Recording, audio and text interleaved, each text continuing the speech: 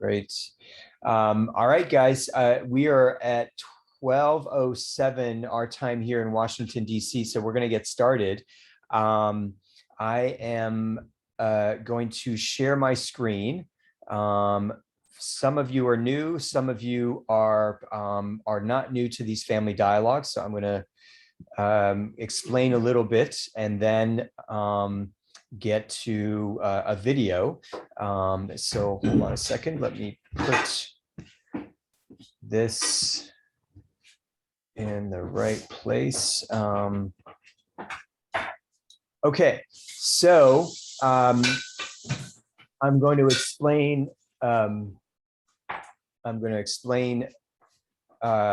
the structure of today's dialogue. We'll have a short video that some of you have seen before, but many of you who are new have not seen as yet. And then I will give some brief explanation of Learning Life, our family diplomacy initiative, and these dialogues, in particular, this dialogue on environmental factors. And then we'll basically open the discussion up to everybody about these environmental factors affecting family safety and health. And a number of you are kind of scheduled to offer your perspective from your different vantage points in the world. So we are going to start off. My partner is just joining us. We're going to start off with a video. And let me make sure that the sound is up high enough. Okay.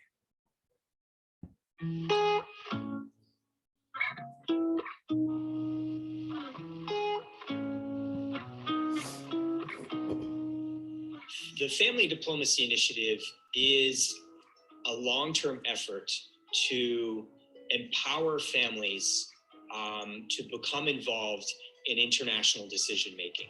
There is a lot of distrust in the world. And if we are to, in the long term, look to overcome that violence and distrust that exists between peoples in the world, we have to find common ground between people. And one of the most important common grounds we have is family. Where the nutritional foods in India are quite cheaper than all the fast foods that we are importing from foreign countries, from other countries. So this is a kind of infusion, of cultural infusion. We can take it as neo-colonialism. Give you money in relation of how many children you have. So the poor people are having more and more children in order to have more and more money, and the consequence you have is that we have a lot of poor children in our country. Every day I see the new cases from the domestic violence, early marriage, forced marriage, and everything like that. My kids came from different places. Some came with medication, family histories that you wouldn't want to listen to because they would be so upsetting. But my whole goal has been to grow out of your constrictions.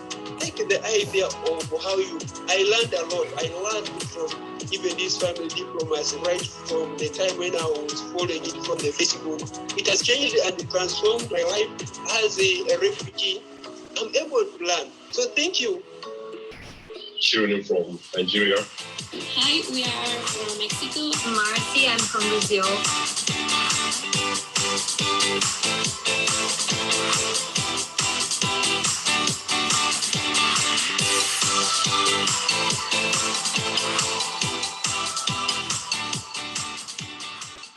All right, so that was made by one of our interns this summer, and to give you just a bit of an introduction for those of you who are new to this, I'm going to proceed with a few comments to kind of set the stage for our dialogue today. I want to start by telling you about Learning Life for those of you who are new to it. Briefly, we are an educational nonprofit based in Washington, D.C. in the United States, founded in 2012. And our core mission is to try to spread learning in everyday life beyond school walls. Our name indicates, we believe that learning is should not just be limited to schools, that it should be part of everyday life. And so these dialogues are part of that learning, but also connecting people from different parts of the world. So we have 3 different learning communities in development. The first is our Family Diplomacy Initiative, and these dialogues are part of our Family Diplomacy Initiative. The second is an international mentoring program. And then the third are these democracy dinners. I'm going to tell you a little bit more about the Family Diplomacy Initiative, since these are family diplomacy dialogues. The broader vision, and this is what in the long term what we're looking to accomplish, is a more caring and connected world, because in every family there is at least one family diplomat that is representing their family to the wider world, and that can speak to the needs, the concerns, and the aspirations of families, their families in their community, or in whatever communities or diaspora that they happen to exist. Our goals are to try to nurture more caring, capable, and connected global citizens, but also to empower, as I just mentioned, empower families to participate in governance. So that's ultimately, we're looking to train family diplomats to join businesses, nonprofits, and governments, and advocate for the needs, concerns, and aspirations of families. And lastly, our current activities with regards to FDI, or Family Diplomacy Initiative, are 2 things. One is that we're connecting people across the world via Facebook to share and learn together. All of you are part of the Family Diplomacy Initiative on Facebook. And 2 are these family dialogues that we do via Zoom. And we're doing 6 different dialogues this year. So these are the dialogues this is the 4th of 6 dialogues that we are doing this year. All of them have a focus on this question, which is, what do families worldwide need to be safe and healthy? And each dialogue is an hour and a half long. It is largely composed of open dialogue. And so we're going to be hearing different perspectives from a number of you with regards to a variety of environmental issues, that some of which you may not have heard of. So we hope you'll learn some new things in the process of this discussion. Oops, I should be actually sharing the screen. Here are some of the factors that we're going to be discussing today, and other factors that you may want to consider talking about if these have affected you or other families that you know. I want to start off by saying that when it comes to environmental factors, we have to think in 2 terms. One is that there are natural factors that human beings have no control over. There are floods in parts of the world that happen. And then there are desert conditions in other parts of the world. And there are all kinds of animals that can cause, and organisms that can cause disease. So those are kind of natural features. But as humanity has become more capable of controlling our environment over the centuries and over the millennia, and particularly since the development of capitalism, we have grown increasingly capable of controlling our environments.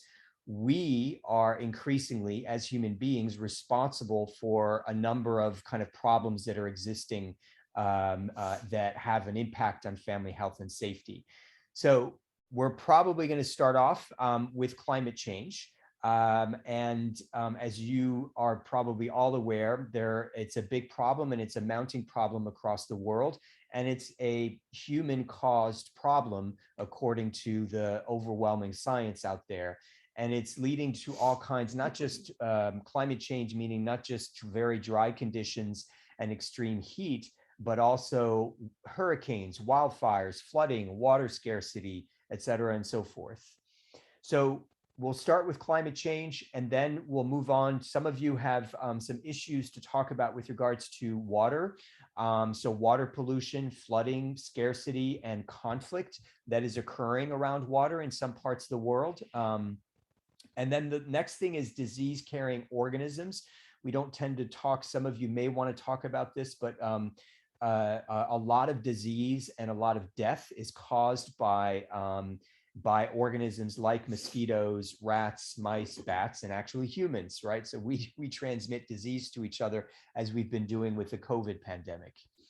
Next issue is home and buildings. Sometimes we don't tend to think about these things, but that is a major source of problems in family safety and health. So, for instance, air pollutants. In some countries, there is still the use of lead paint. And if children or others ingest that lead paint, it can poison them. There are fire hazards. There are, you may have heard in Florida in the United States recently, a building collapsed, and it was a problem of building safety standards, a failure in building safety standards. And then, of course, there's also the fact that our built environment can be either encouraging or discouraging of crime.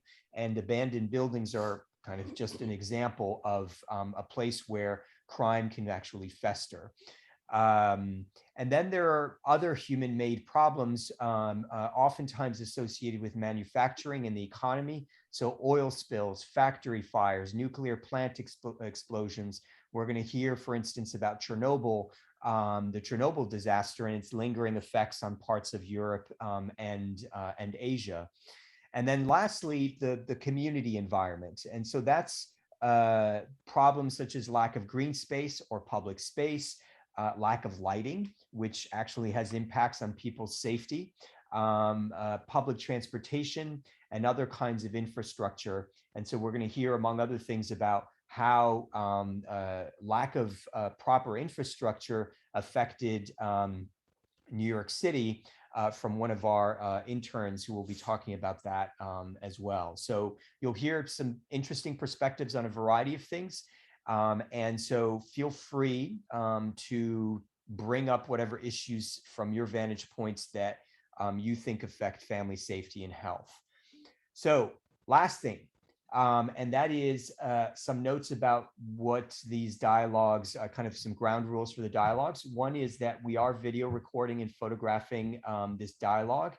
Two is that we will be using the Zoom chat for introductions, and so you should, I encourage each of you to just say hello in the Zoom chat and to indicate what city and country you come from and whatever else you'd like to say about yourself, if you're a student or if you're a worker of some kind, or if you're retired, whatever previous work you did, please introduce yourself in the Zoom chat. And this applies also to our interns who are joining us, a number of our interns who are joining us. And feel free, and I highly encourage you to use the Zoom chat to talk with each other, because we're probably not going to be able to hear every person's perspective orally. So please use the Zoom chat to fill that out, and that will be part of the record of these dialogues. Keep yourself muted when you're not talking. Be respectful even when you disagree. We haven't had any problems yet, but we just want to make sure that people are actually here to learn rather than win an argument. So that is it with regards to my my presentation. So I'm going to just stop sharing, and we are going to start this discussion with let me see here. Let me get to our so we're starting with climate change, and let me get to a set of people who are going to be talking about different parts of climate change. And I figured we should start with Marcy in Brazil, who is, of course, well, you know, there's a lot of talk about Brazil because it has one of the largest rainforests in the world, and there's a lot of concern about the destruction of that. But of course, Brazil is experiencing all kinds of issues. And so I figured, Marcy, if you can talk about kind of climate change issues from your perspective to start us off. All right, so as Paul said, I am Marcy. I'm from Joinville, Brazil. I live in southern Brazil, so it's a very important thing to say because I'm very far from the Amazon forest. So I'm going to talk about my point of view as a person who doesn't live there, so or just I've never been there, but I know people who has been there, but I haven't. So what can I say? There is there is a situation, very complicated situation around this issue nowadays, because some people just say that everything is fake, that there isn't any kind of problem there.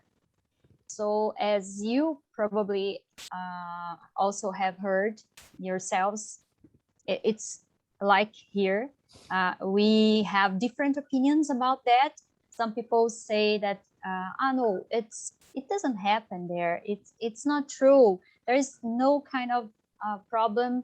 There is no fire. There is no, deforestation. And there is this other group who says that, no, it's true. It's happening. It's actually happening. From my point of view, I believe it's true. There is a big problem, not only with the Amazon forest, but with our entire environment. I live in an area which belongs to the Mata Atlântica, or Atlantic forest, and it's a different kind of forest, but it is shrinking. It's also shrinking, and I can't see it. I can't see it in my city. It's visible. But my hope is that people are eager to interact more and more with green spaces. This consciousness is growing. People are getting more conscious about this necessity of interacting with green spaces. So, for example, my city is not that large, but not that small, kind of 500,000 people living here. But we don't have that much of green spaces, of parks, green parks, to people interact with green areas or with the nature as it should be. And people are getting more interested in this kind of interactions, and asking for it, asking for green spaces from the authorities, like public spaces. And what can I say about the other issues, like flooding, for example? Sorry, Paul? Actually, sorry, Miss Marcy, if you can, we're going to focus on climate change stuff for now. But then we can come back to these other issues. Okay.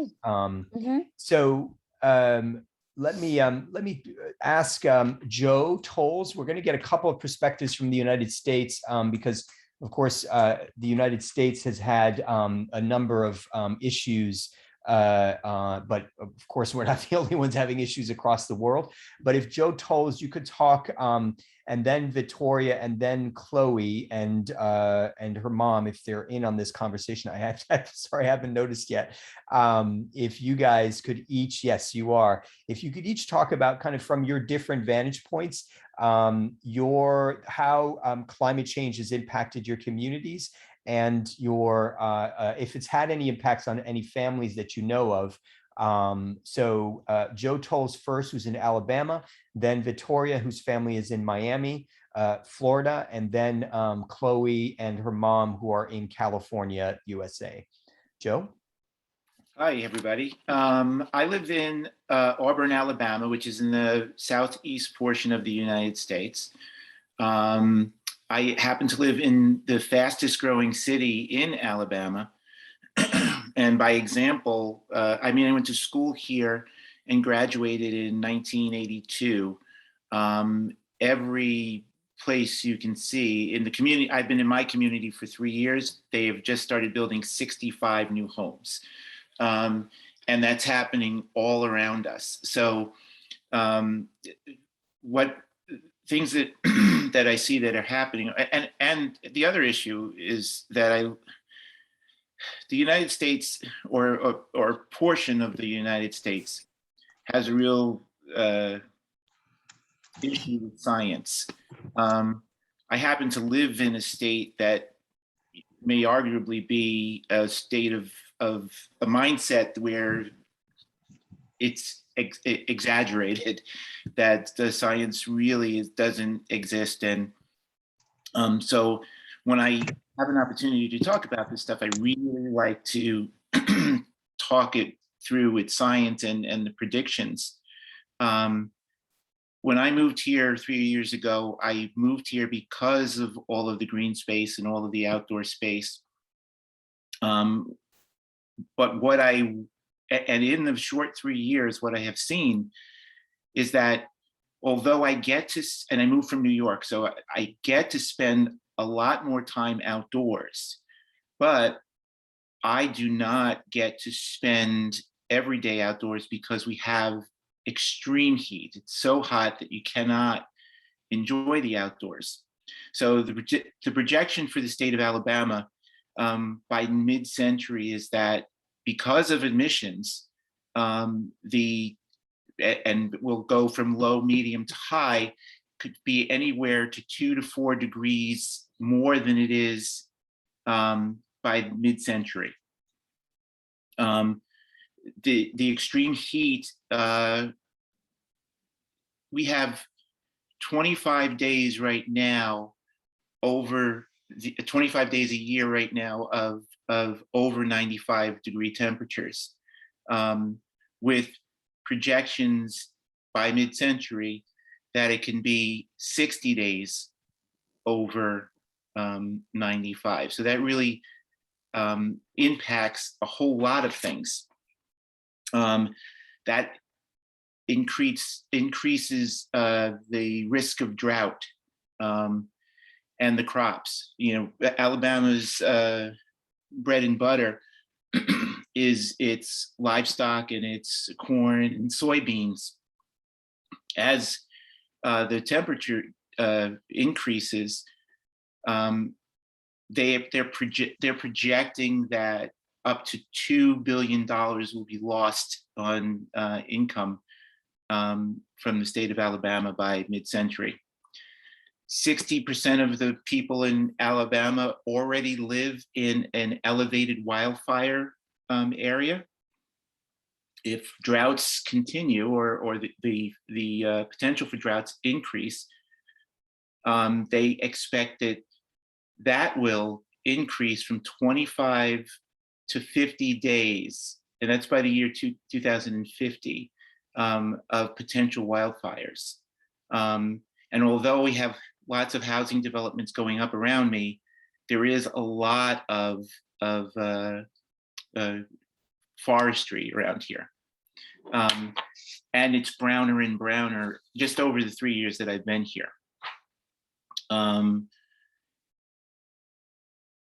We also live in an area second to Kansas where we are impacted by tornadoes.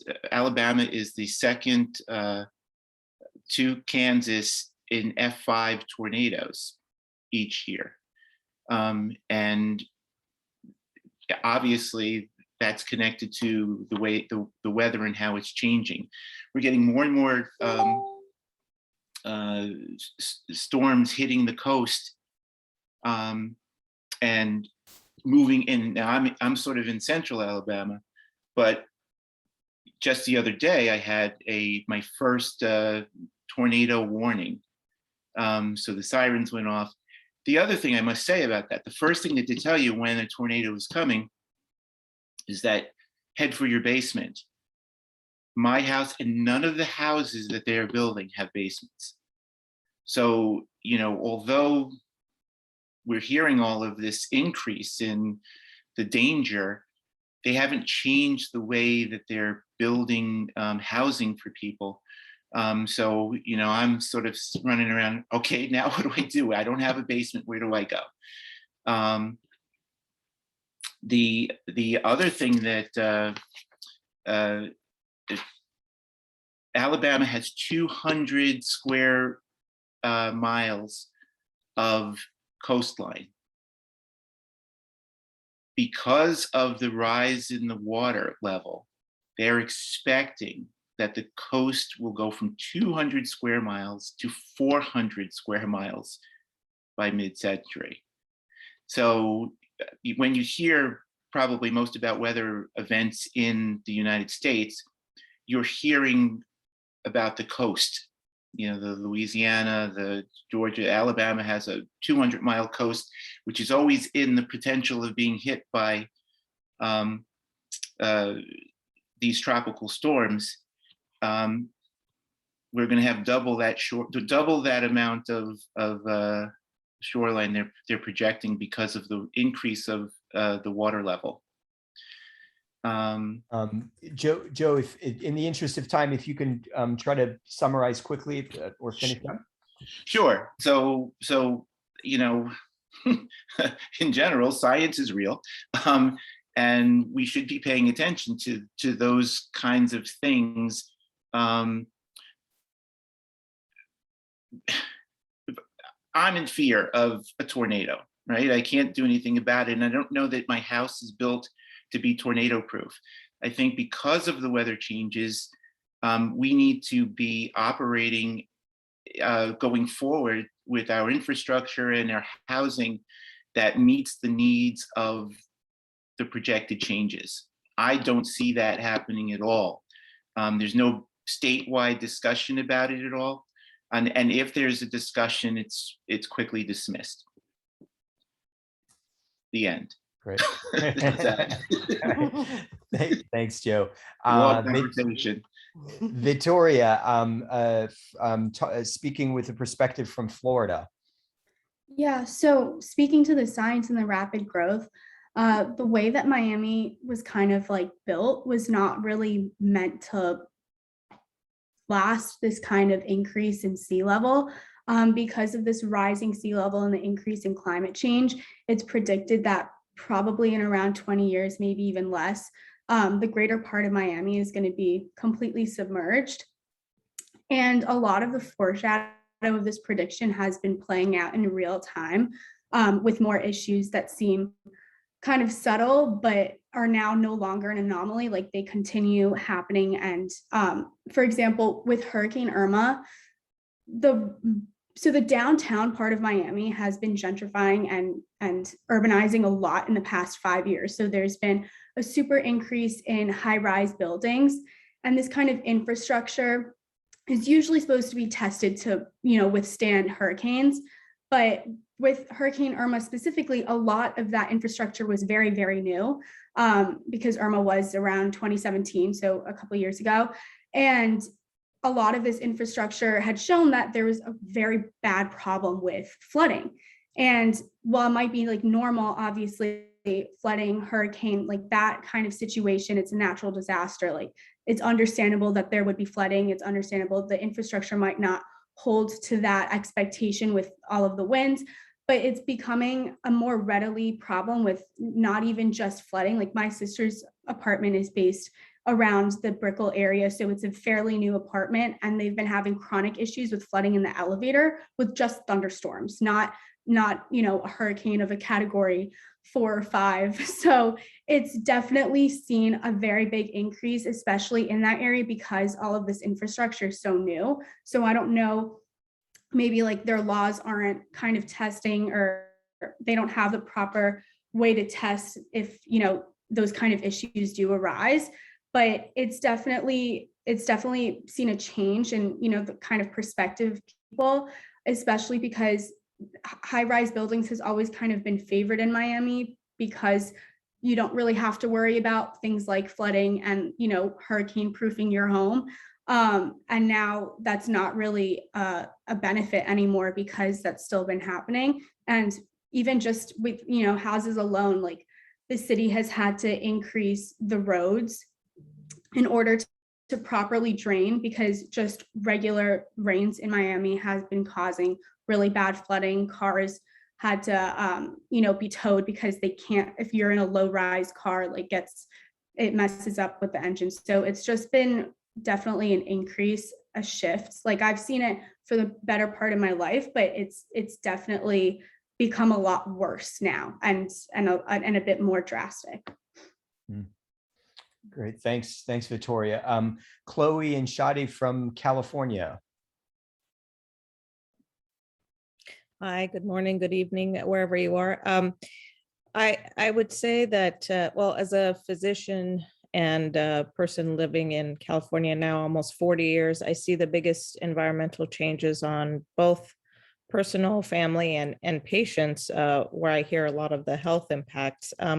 But, you know, I lived in Iran for 10 years. We moved to Missouri for 3 years. And then the big draw to come from Missouri to California was its beautiful weather, it's green space, the climate. I mean, now I lived in Northern California, and now I live in Los Angeles for the past 17 years, and this is a big draw for people. It's beautiful, constant sun all the time, and so being able to do things outdoors is a big reason why people move to California. And I would say in my lifetime, I noticed things have changed in terms of the environmental fears. I would say earthquakes were probably the scariest things living in California. When I was in college, we had a very big earthquake in Northern California, and actually one of the bridges between East Bay and San Francisco collapsed. So, you know, fear of earthquakes is a big thing in California. I would say that's probably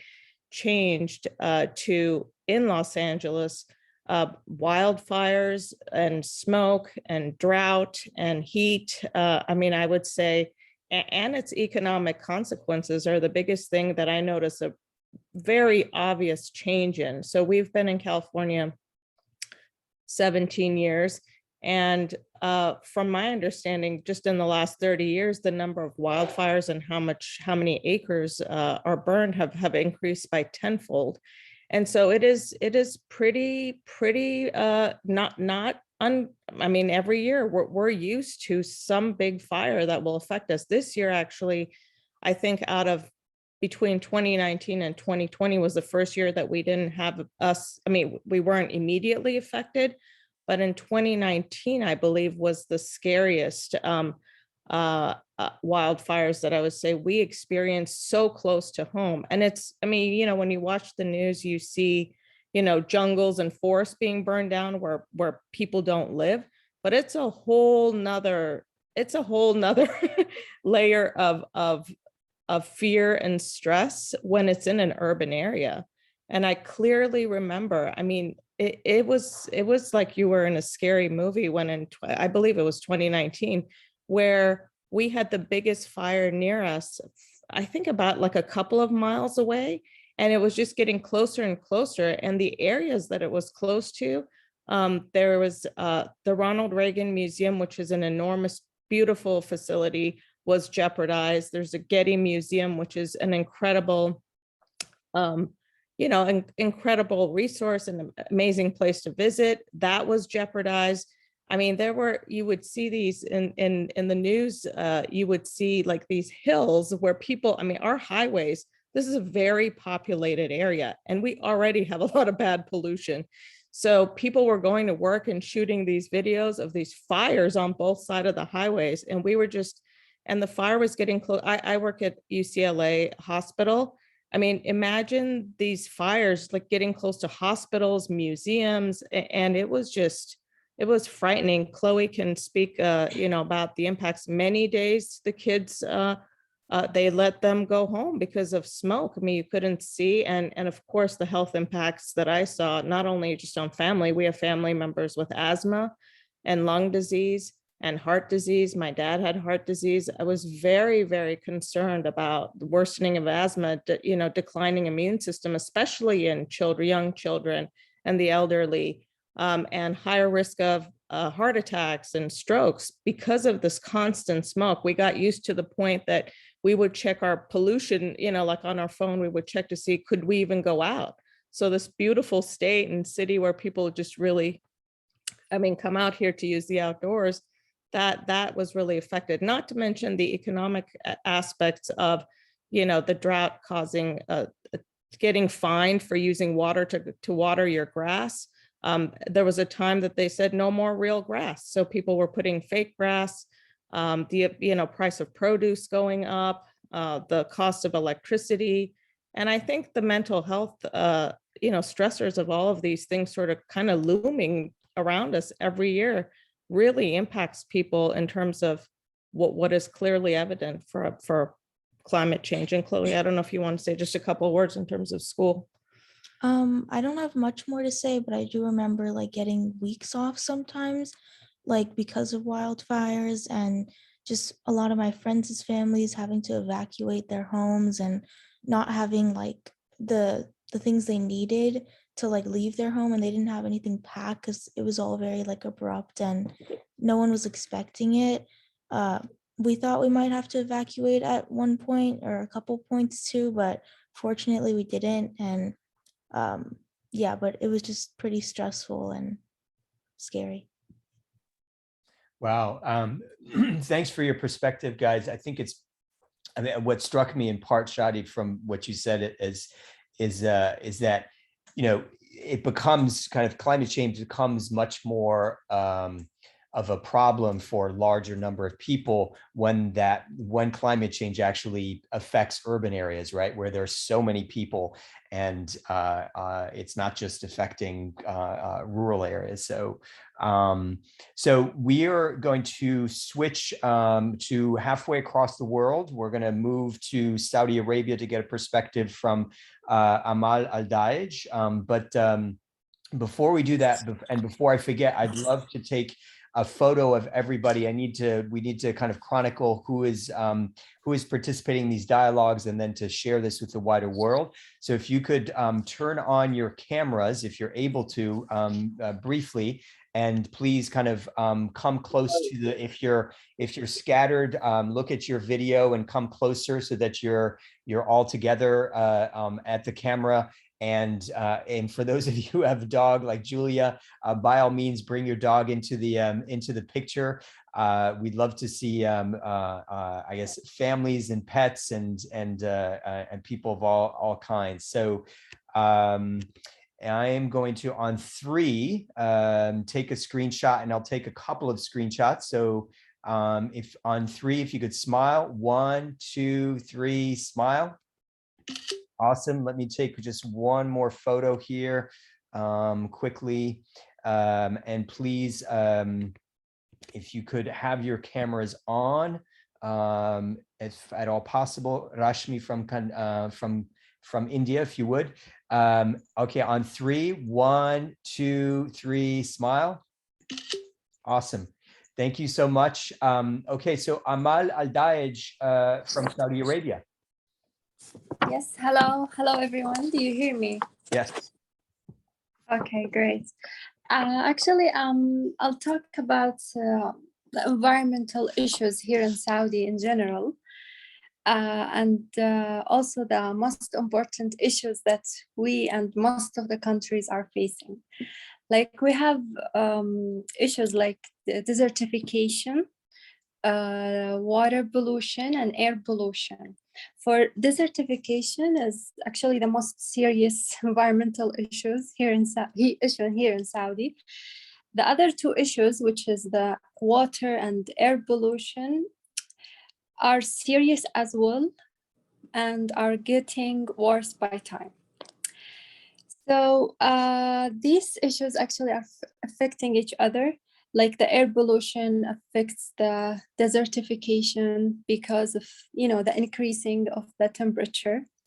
You know that we have a really high temperature here in the summer. The greenhouse gas emissions from the cities, like from industry, traffic, factory, is causing air pollution as well. So approximately like more than, I would say 98% of land mass in Saudi is desert. So, and this is actually a problem when we think about food production, like not much available for agriculture. So, And for water pollution, also through the desalination, I don't know if you know if I'm pronouncing it correctly, they create actually pure water from sea water for human and planet use. Like after the process of desalination, seawater becomes polluted with high concentration of salt. So imagine like how the fish and the like the life under the sea will be. So now the like you know now the government is shifting a really huge focus on the environment. Like now they are working really hard to seek several solutions for these issues. Like this year, Saudi Arabia announced the Green Saudi Initiative. I don't know if you heard about this initiative, which aims to improve the quality of life and to protect future generation through greening Saudi, which is actually we really need it. Protecting also the land and sea and reducing emissions. So, and we're also working on social awareness on sustainable environmental issues like recycling and reducing plastic waste, and also protecting the planet. Like we really need to have more green spaces. And the green spaces which actually will help us as a human, and also the temperature, because we really have a really interesting temperature in the summer, but I think with the when we have more green spaces, we'll have like more interesting, I would say, cooler weather. Yeah, I'm open to a question if you're I think that's what Amal, one question, you were going to talk a little bit about dust storms. So I've only seen images of dust storms, and they look like these epic apocalyptic kind of things. And so I'm wondering if you can talk a little bit about whether or not dust storms, what if you've experienced them, what they're like, and if they're related to climate change. In other words, are they getting worse in part because of climate change? And then, okay, yes. Actually, dust storms, as I said, because we have really, we don't have really much green spaces. That's why we have dust storm. So dust storm is really a very bad things to have, actually, because you can't actually breathe normally. Like when we have dust, all people need to stay at homes. Like we can't, you know, like it just affects your health. Like it's something, it's not like easy to live with it. But usually we have this during the summer. We don't have dust storms during the winter, which is good. And this is another thing, I think, when we have more green spaces, we're gonna have less dust, you know, like it will just, you know, limit the dust, the increase of the dust to the air, and, you know, the wind. And Amal, how often do these dust storms happen? Like during, I would say July, around July. And how often? How often do the dust storms happen? So they happen in July, but how often? It depends on not all cities. Like some cities, like for example, Riyadh, Eastern Province, it happens to this. And maybe I would say once a month, I would say. Okay. So it's not sometimes like, you know, like we had that once during June, once during July, you know. Gotcha. So we have, I think, a couple of questions or comments, one from Suzanne Lachelier, and then I think, Rosella, you had your hand up, Rosella from Italy, but I'm not sure if she still has wants to participate. Suzanne? I was wondering in Saudi Arabia if there are two questions really. Is there a strong public awareness and public movement towards greening Saudi Arabia? And also, do people feel comfortable advocating, I guess, on that issue there? And then the government engaging in a public campaign? Yeah, so that's two. I guess I'm trying to figure out where the interest is coming from and how much from each side. Actually, both sided. This is a really interesting question because especially environment is getting a really huge focus from the government itself. Like now they have this initiative. It actually came from the governments, the Green Saudi Initiative and the Middle East Initiative. Like both initiatives came at the same time. The reason is just to have more awareness regarding environmental issues and how it's important to involve the human, because like a while ago, like let's say 3 years from now, I don't see like a lot of background knowledge or awareness in the public regarding environment. Like they don't see, like if we talk about the environment, people would say like, what are you talking about? Why this is even a matter? Like it's not an issue. They don't see how it's important and how actually the environment is affecting us as a human. So now they are seeing this, and they're like, even people engaged in campaign in the street, like for example, there is campaign of for the greening campaign, like to go and green, like planting campaign. And there is also another campaign which is waste, like just collecting the waste from the environment, the plastic, zero plastic campaign. Like people are starting to see how it's important to spread awareness and how it's important to care about our environment. And you've seen that change even in just the last 3 years. Yes, it's a big, huge, especially this year with the initiative. It's a huge shift this year, especially. So we've got an active conversation going on the Zoom, and that's great. And please do contribute to, you guys might all want to pay attention to the discussion occurring on the Zoom as well, because that's just a place, if you don't get a chance to talk quickly, to share your thoughts.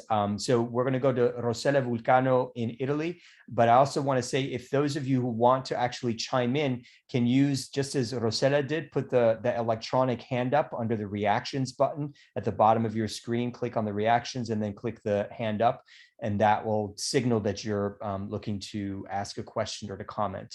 Rosella from Italy. Yeah, thank you. I just took off my headphones because sometimes the microphone doesn't work so much, so I'm gonna raise up the volume. I have a question for Amal. You spoke about the desalinization, how to take out the salt from the water, and I was wondering, because it's really common to hear that in the Middle East, for instance, Iran and even the Kuwait, they're importing water. They pay actually a lot to import water. Is that even happening in Saudi Arabia, this phenomenon that you actually pay a lot to import water because of the certification? Yes, actually. The desalination, because, like in some parts and here in the Saudi, especially the east part, people have like very salty water in their homes. So it's like barely use it, like it's impact their skin and their hair, like it's not, sometimes it's not healthy. So that's why they started doing this process of desalination because this water actually came from the sea. They desalinated, and then like for these homes and for the planet actually. So this is the purpose of that. So it's to make it more usable for the human. Saif from has his hand raised from Egypt. Thank you, Paul. How are you, everybody?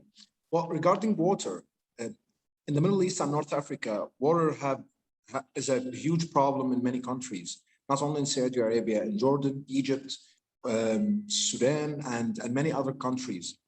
Most of these countries did not sign the Treaty of Water, where they have to, control their own water, or if the river that comes through them, someone else can control it. Iraq too have this problem now in its two rivers.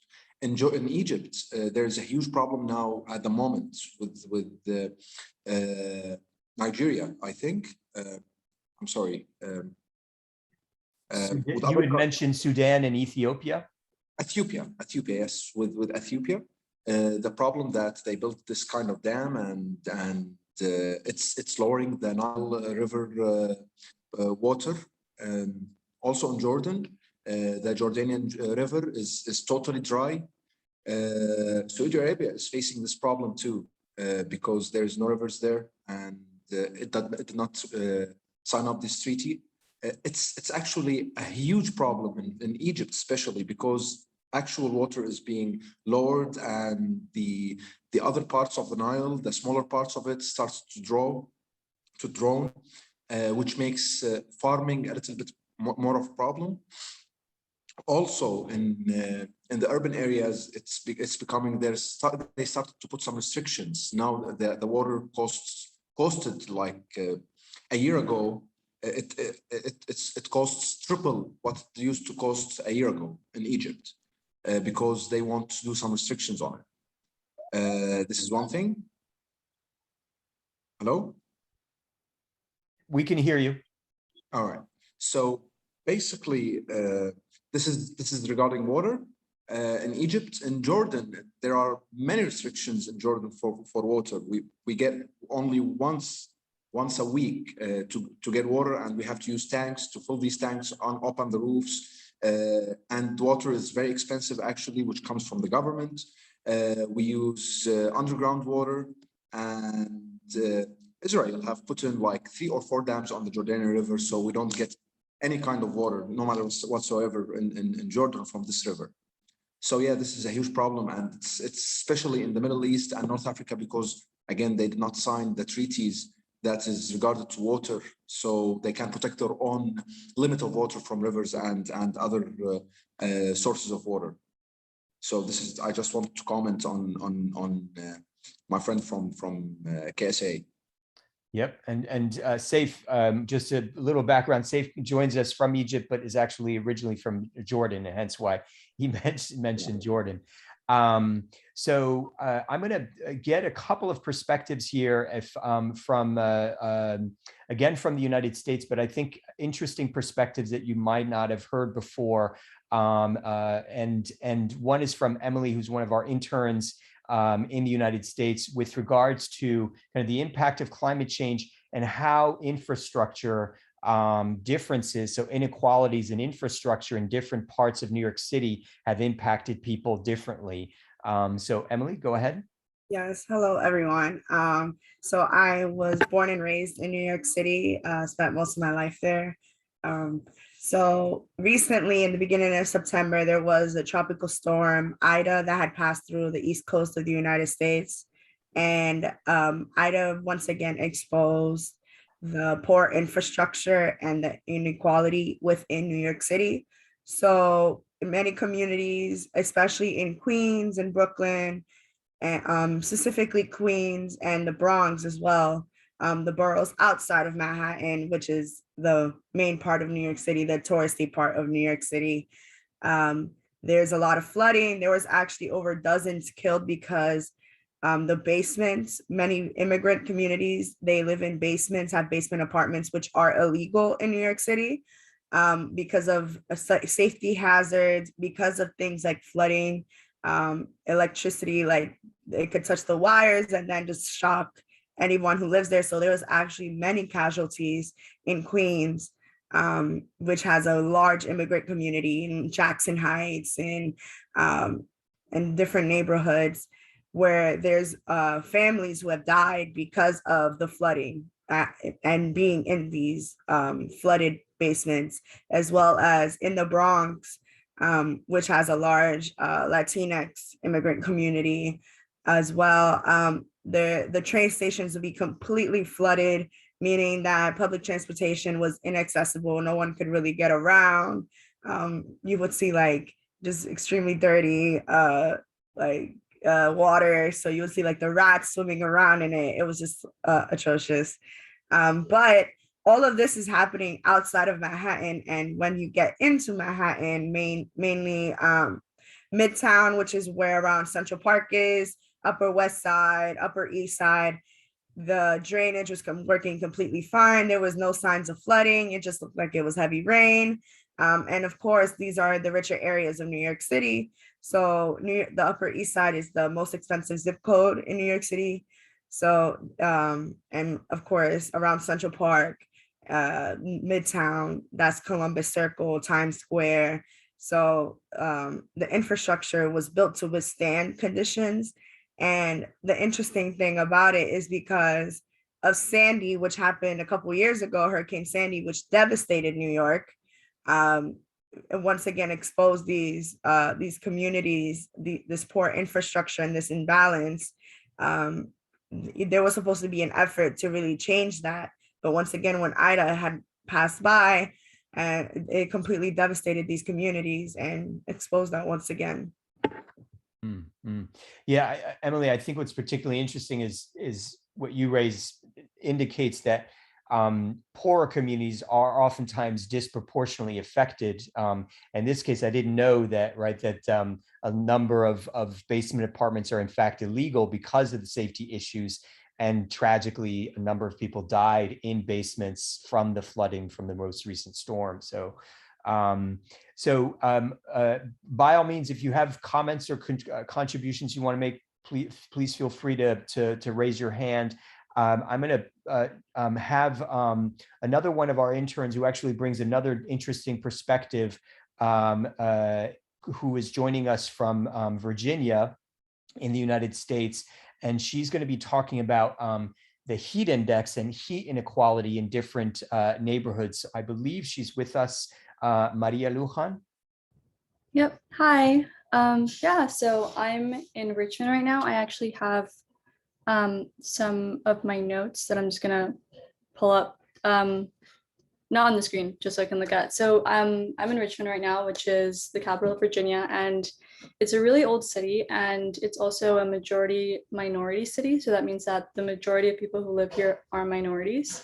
Richmond has always had an issue with heat islands and heat inequity. And so if you don't know what that means, heat inequity means when there are certain areas in cities that are hotter than others, and usually those areas are mainly where a lot of minorities live, or they're the areas that have been redlined, which is a practice in the United States of it's like discriminatory housing practices.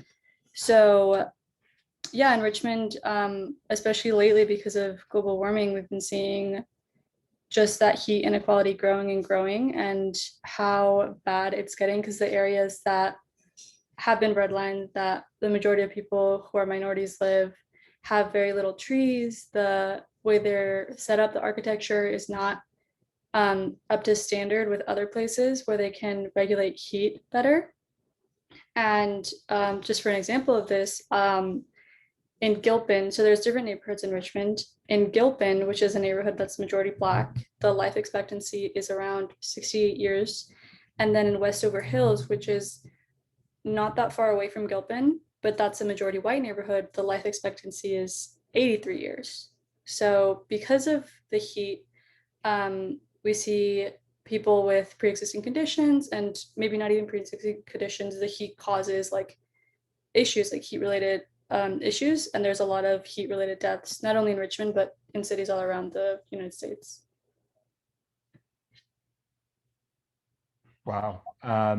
Yeah, thanks for sharing that. We're gonna we're going to switch gears a little bit and also switch geographies and get some input from Nusrat, who is joining us, I believe from, which, yes, she is here. Nusrat is joining us from Bangladesh, and she is going to talk about water issues and water pollution problems in Bangladesh. Nusrat?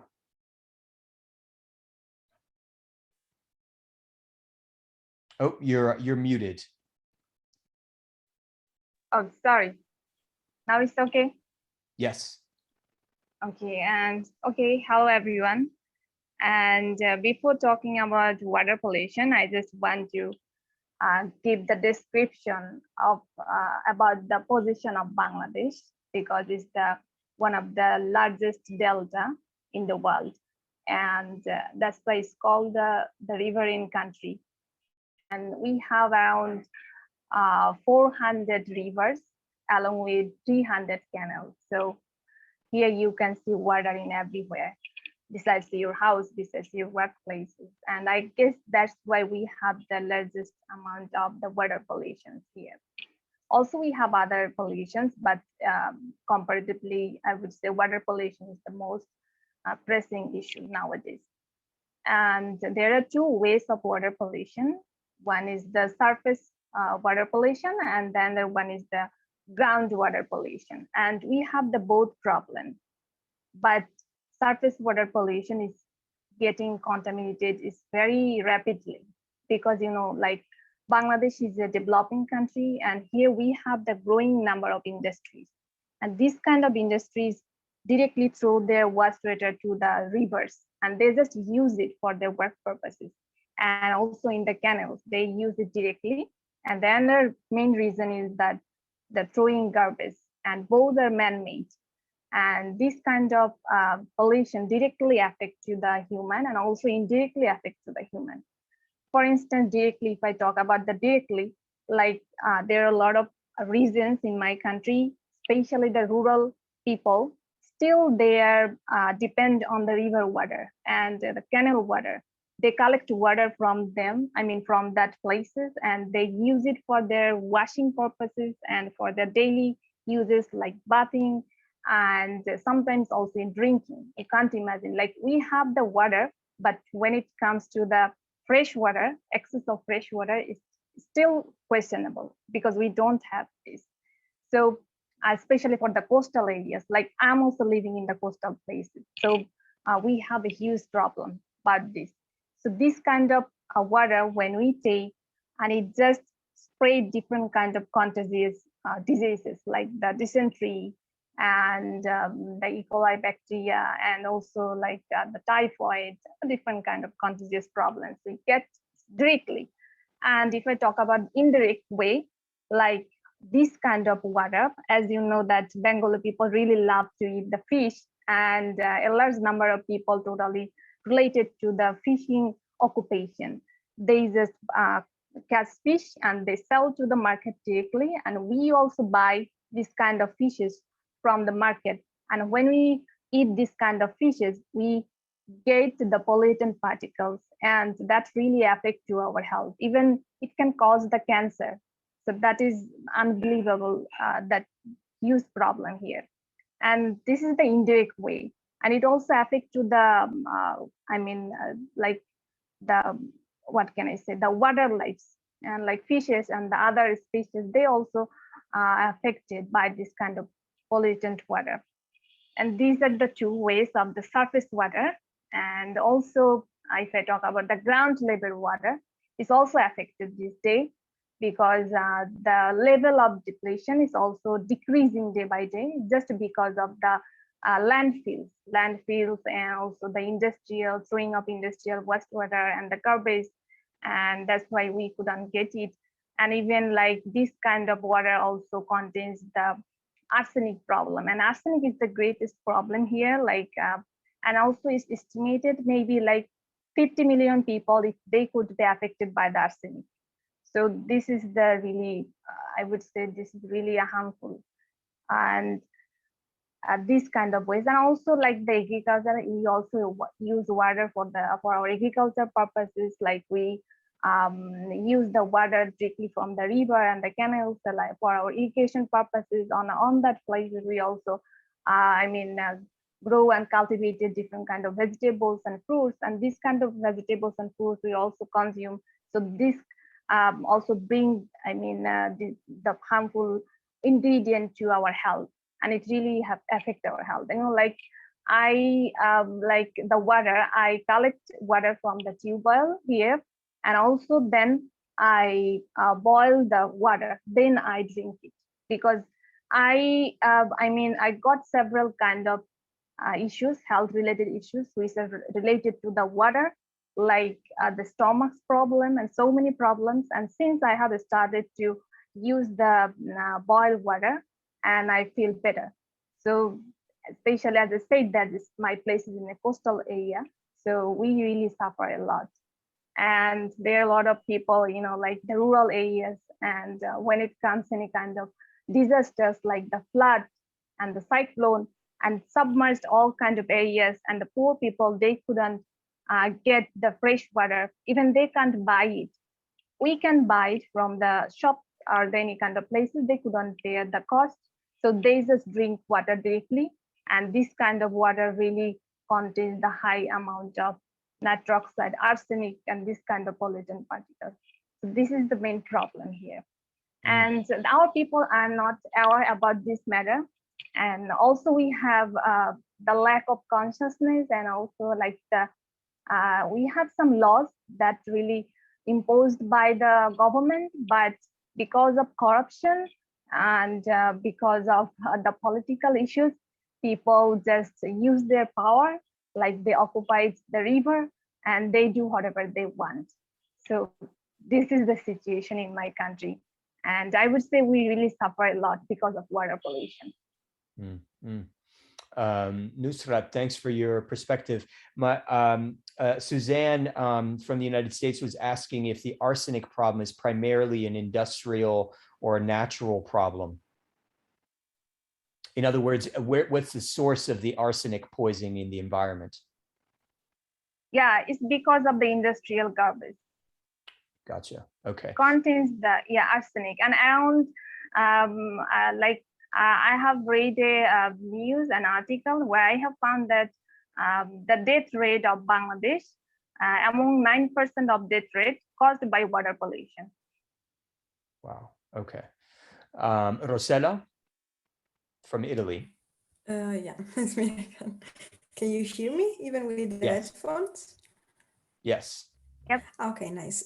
Thank you, Nusrat, for that. I'm actually working in a research group about Bangladesh, and I'm right now working about a report about the Chinese mega projects that have been implemented in Bangladesh so far. And I read how much this implementation of projects such as pipelines, for example, in Bangladesh, but the Bangladeshi government actually do not care so much, because they think that through this investment that are made by China, they can reach the goal of become a middle-income country, so just raise the living standard and so on. But in doing so, they are destroying rural areas where people actually live, so villages.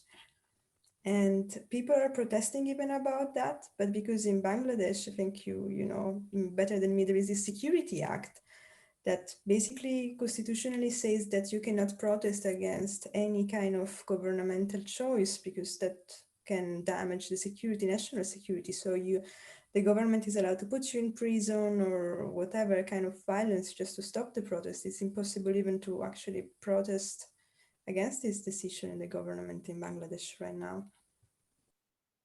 Yeah, it's totally true.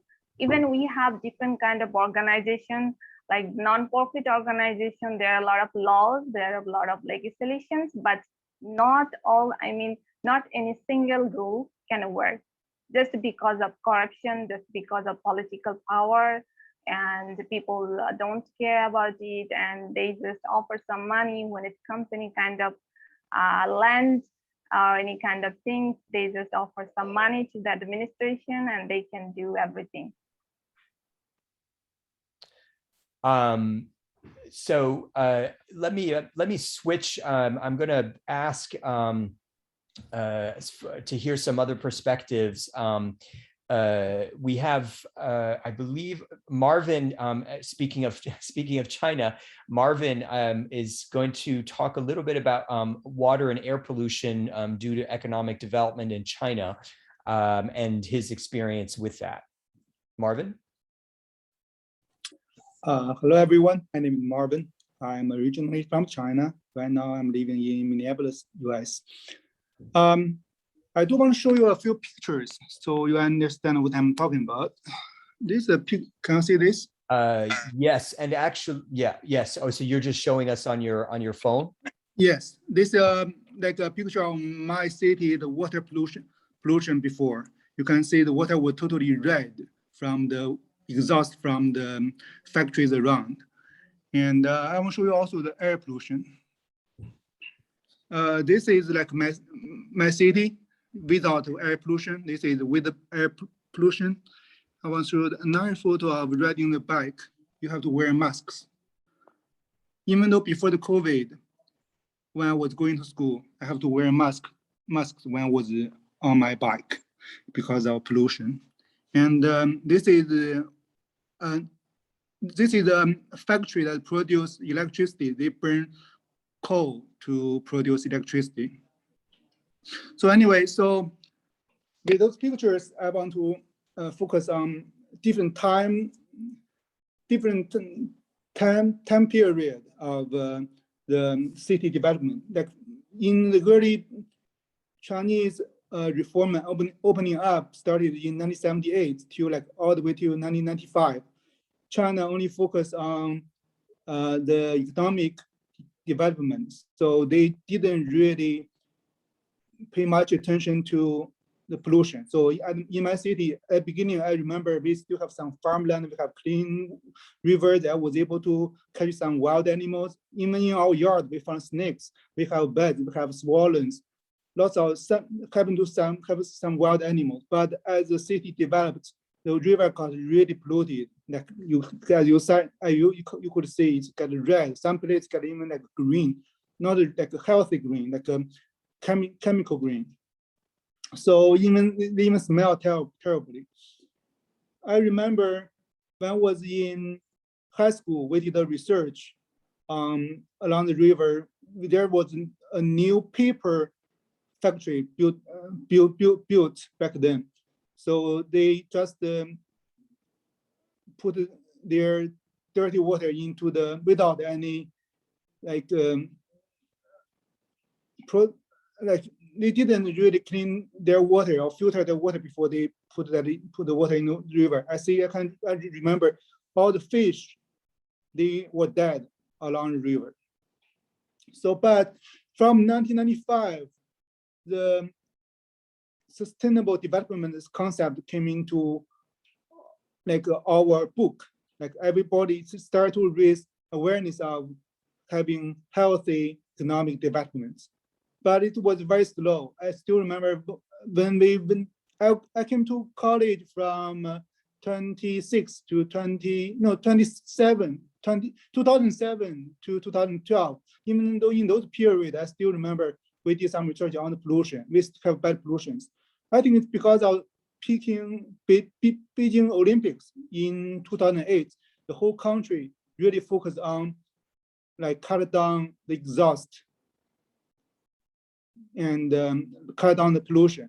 So yes, as you can see, the air pollution was really bad before, but now, as I have been back to China for like almost more than 3 years, but my wife and my son and my family are in China. They did tell me, even in the winter, because in the winter we are in the north, very cold, we do have to have heating. The whole city offered the heating system to every house by burning natural gas and coal. Before it was only coal, but coal produced lots of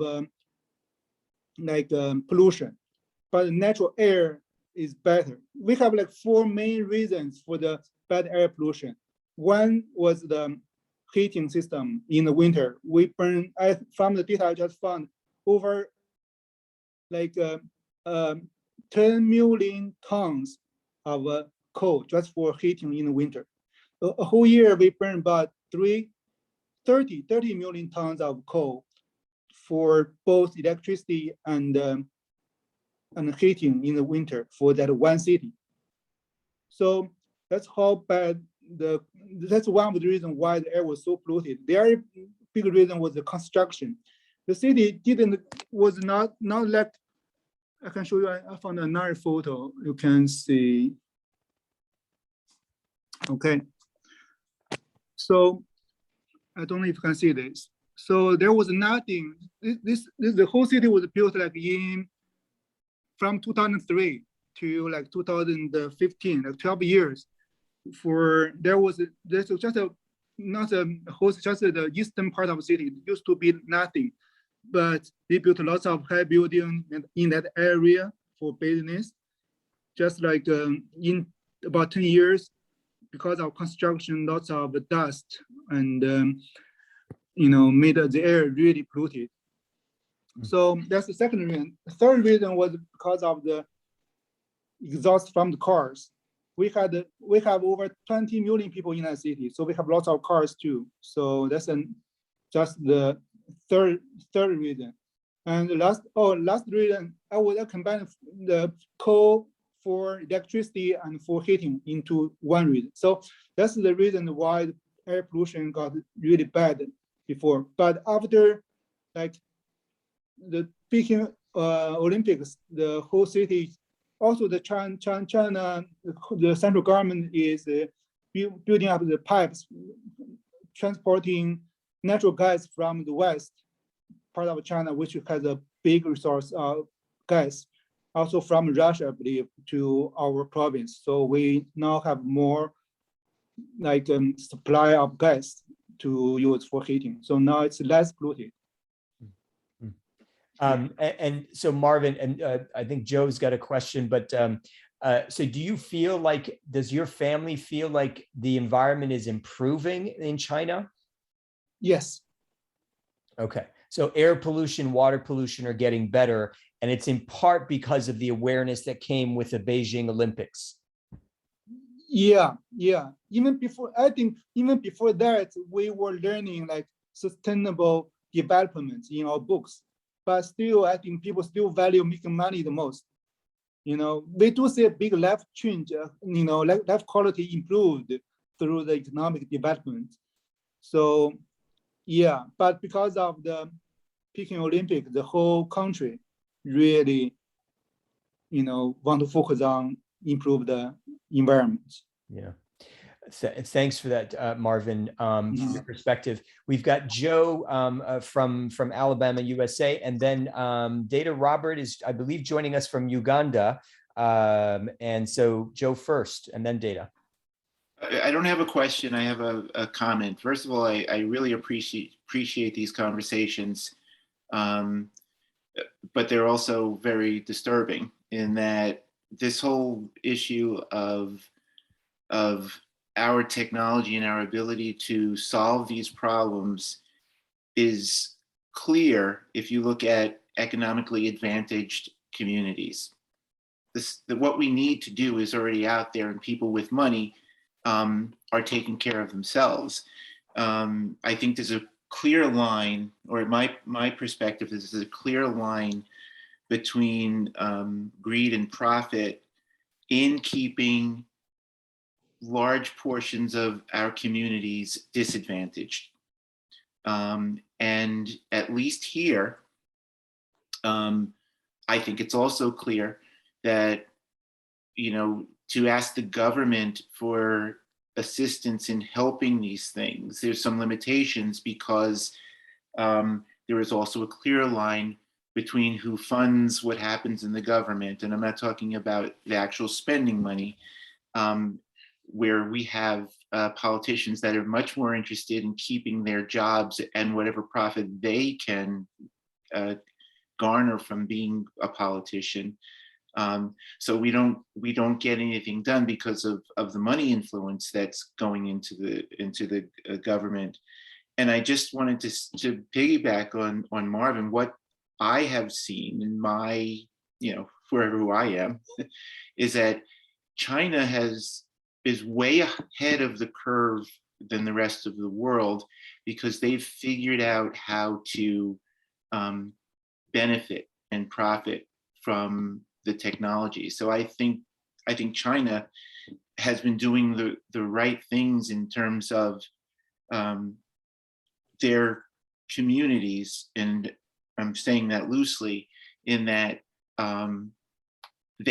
they know how to make money out of it and how to be competitive in a global community, whereas other civilized countries like Great Britain and the United States are scrambling to make that investment because the money is being held on, and the benefits and the old school technology, if you want to call it that, is being held on tightly because nobody wants to loosen the purse strings to get to the point where it will impact them individually. So we've only got a couple more minutes, and I'm sensitive to your time, and I want to get Aisha, who's joining us from Turkey, has a comment or a question. And then lastly, I want to get a very different perspective from Ruya, who's likewise from Turkey, who is actually going to be talking to us about the disaster that was Chernobyl. And we will not, unfortunately, have the time to kind of get into solutions, even though a number of you have kind of suggested solutions here and there. And that includes the very interesting solution that Paul Croce, who joined us from Florida in the United States, talking about cemeteries and other things. So, but I encourage you to look at his comments in the Zoom chat. But in the couple of minutes that we have remaining, Aisha and then Ruya, and then we're going to close it off. Aisha. Hi everyone, Aisha here. I'm sorry I joined late, but I just want to add some comments. Like, I'm from Pakistan, and the spring over there, it's bad because of the smoke. We have the smoke and the fog. So we can't enjoy. And then the media told us that it comes from India or from China. We are like still clueless. But it's always the fight between the three medias that, okay, it's coming from there, it's here. No, but then as compared to like India and China, because they have a huge population. So in geographically, when we are placed where we are placed, Pakistan, we got the pollution from them, especially the smoke one, because they are like populated countries. Then when I come to Turkey, it's like God has made it very beautiful and with natural resources. But if you will look around, the first thing which I got the culture shock also, that in the manholes, you won't find any water or anything. You will find the cigarette butts everywhere. Like, if you will open them, they were like tons and tons of. But because the geographically it's placed near the sea and the good area, so it covers that. So I realized from all this that whatever we will say, whatever the government is doing, the natural where you are placed geographically, that affects a lot. That's my point, because it's affects you, it affects the economy, it affects the, like, from where you're getting your pollution, because you can't build the walls around your country. So in Pakistan, we get it from whether it's India or China or from Bangladesh or Afghanistan, but we got it. And then Turkey, I don't know about the neighboring countries of Turkey, but because it's the weather is pleasant over here, then they have the natural good resources. So even if they are doing a lot of smoke, they have the, built-in heaters, they have the cars, the smoking. It's way far than the Pakistan, but because maybe the population is also less, so it's helpful for them. And it looks less polluted, but it's not. That's my point. Thank you. Great, thanks, Aisha, for joining us. Ruya is she's living in the United States, interning with Learning Life, but actually born and raised in Turkey, and is going to offer another perspective from Turkey.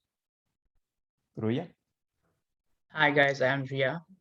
I'm going to talk about the Chernobyl disaster in 1986, and I'm going to share my screen to give you a better perspective. This is the European map, and this is Chernobyl, and that's Turkey. This is the Marmara region, and this is the Black Sea region. I'm going to talk about mostly this area. And at that time, Chernobyl, it was located in Soviet Union, and it was a nuclear plant disaster. But we don't have that much data about it since the Soviet Union, they don't really share data. And this map is 33 years after the disaster, and it's still really affecting the area. And to give you an idea how strong Chernobyl was, it was 400 times stronger than Hiroshima and 10 times stronger than Fukushima. So even though I'm not that old, I'm from 1999, some limited research, they show that after that Chernobyl disaster, cancer rates in those regions, Turkey's northern regions, increased a lot. A year later after Chernobyl, in the Marmara region, cancer rates doubled. And 9 years later in northern Turkey, cancer rates tripled, so 3 times more. And I just saw a news today, it was in 2018, a Turkish man in Florida, he wanted to donate blood, and they asked him if he been in Turkey between 1986 and 1995, and he said yes, and they didn't allow him to donate blood because it's very radioactive in that area. And the most recent study was in 2005, and Turkish government, they don't like to share data that much either. So some doctors, they went to a village, not village, a district in those areas, and they went to 1,000 houses and asked them, in last 3 years, how many people in their house died and what's the reason? 46% of deaths were caused by cancer.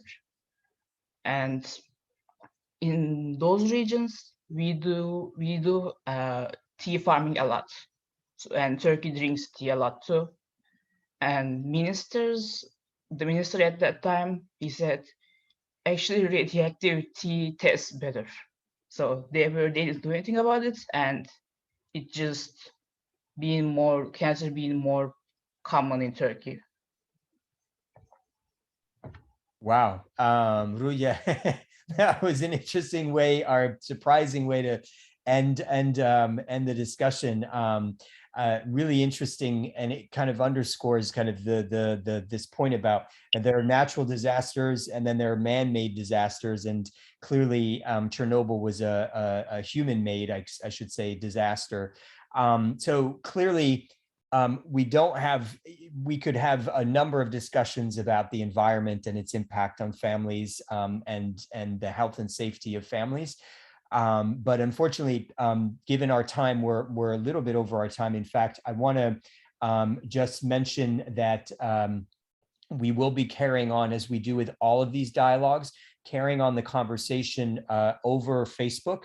So please, I encourage you, actually, when we'll be posting in the next couple of days, the video recording of this dialogue, please comment and follow up in the discussion, because it's good for us to continue what has been an interesting kind of varied discussion of environmental factors, both in audio and in the Zoom chat. So I want to thank everybody. Maria, did you have a pressing question, or is it? Yeah, I just, while listening to everyone, I just remembered something. I don't want to take up too much time. I think we've talked a lot about all these different issues, and since we're all on the same planet, like all of our issues kind of connect each other. And it's like, if the smog comes from one area of a country and comes into your country, it's like, difficult. And I think it's always important to remember that we're all, I don't know if it's already been said, that we're all like dealing with all of these issues, and that us, the citizens, the families, the people, like we are suffering from these issues, and the people and us are different from the policymakers and the companies. And I think that's always important to remember, as our shared humanity. Yeah. Great, thanks, Maria. It's I think an important point, right? That a lot of these problems that we're facing are interconnected and international in scope, and so that's a good point to reiterate. Khalid from Pakistan, do you have a quick point, a very quick point? Khalid from Pakistan. Okay. I don't think he's speaking, but Paul Croce from Florida, and then I've got to conclude the conversation. Paul. Hi, can you hear me now? Yes, yes, go ahead, Khalid. All right, I just wanted to make 2 points. One is that what is happening in our part of the world, in the developing world, is basically the things which prove to be hazardous to the health in the developed world. Once they realize that it's not good for the health, for the human beings, they stop their production. But alongside that, then they just send it to our countries, you know, to the developing countries.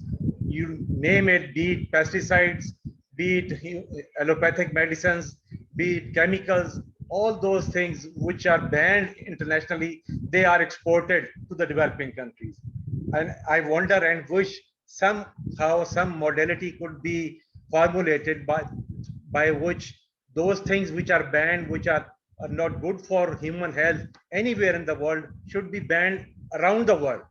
So that is one of the key factors which all these developing countries they face globally. Thank you. Thanks, Khalid, for that brief but important point about kind of creating universal standards that apply so that companies can't escape certain standards by moving to areas where environmental standards are lower and end up abusing people in other parts of the world. So an important point. We're going to have to close off the conversation because we're past our time, and I want to appreciate your time. So you will see on the Facebook group, and actually, if one of our interns, Maddie, if you could put again in the chat, put the FDI Facebook group page, so everybody, if you don't happen to be a member of that group, please join it. That will allow you to connect with us and the growing number of people across the world who are part of this family diplomacy initiative. And we will continue this conversation.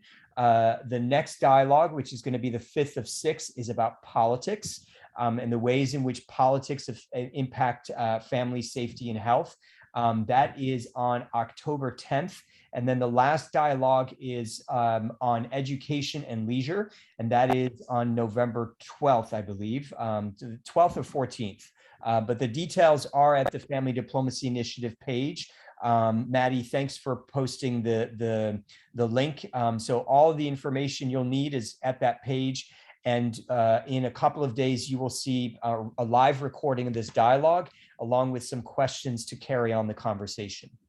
So thanks again to everybody for your time and for joining us from your different parts of the world, and look forward to seeing you at the next dialogue. Bye, everybody.